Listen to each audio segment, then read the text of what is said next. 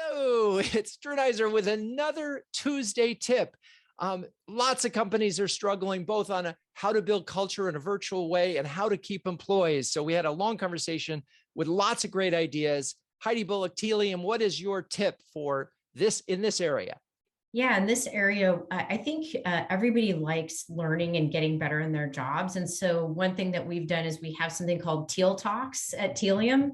And so we will talk about, it could be something that somebody's an expert in. It could be yoga, it could be a cooking class, or it could be something in marketing or engineering. But it's just an hour-long topic where somebody wants to learn, and it's fun. I love it. And those are with your employees, right? They're leading the talks. That's correct. So no cost there, taking advantage, allowing to showcase all the talent that's internal. I love it. Okay. Kay Moffett from Amplify Education. Kay, what is your tip? My tip is to really have all of your managers talk to their high performers about their career goals.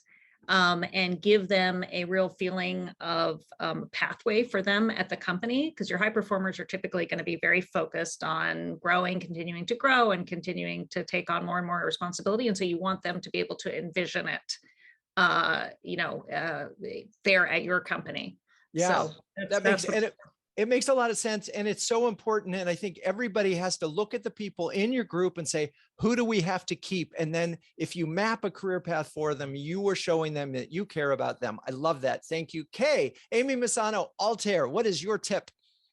So I love what Kay said and Heidi. I think open, honest, and vulnerable communication about the struggles that you've had during COVID. I think it really helps people to understand that we're all people and we all had our own struggles, is one thing. The other thing I completely agree with, really just talking to people as much as you possibly can. Listening is huge, and looking for signs of burnout and or just any kind of issues that people are having. And happy people are, it takes a lot, but happy people are productive people, and they want to be there. So it's important to just keep talking and really, really listening. And I love that this is such a change, certainly from my father's generation and from early part of my career, this is the moment where really being real matters.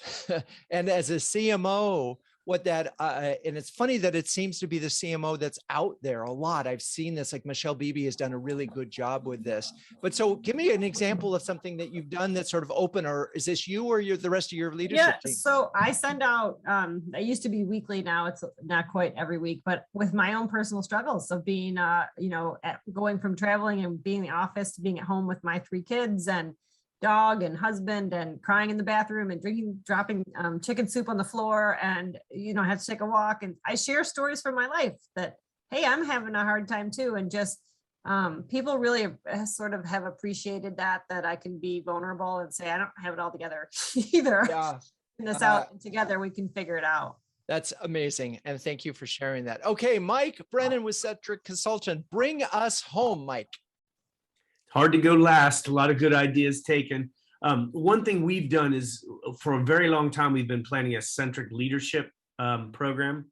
And so we finally hired the people, engineered and designed the program, and we're kind of rolling it out. It's actually, we're investing a lot of time and money in terms of our people's time and the cost of developing the program, but people are really excited about it because it shows that investment in your people, and it gives them kind of career direction and shows them how to get to the next level.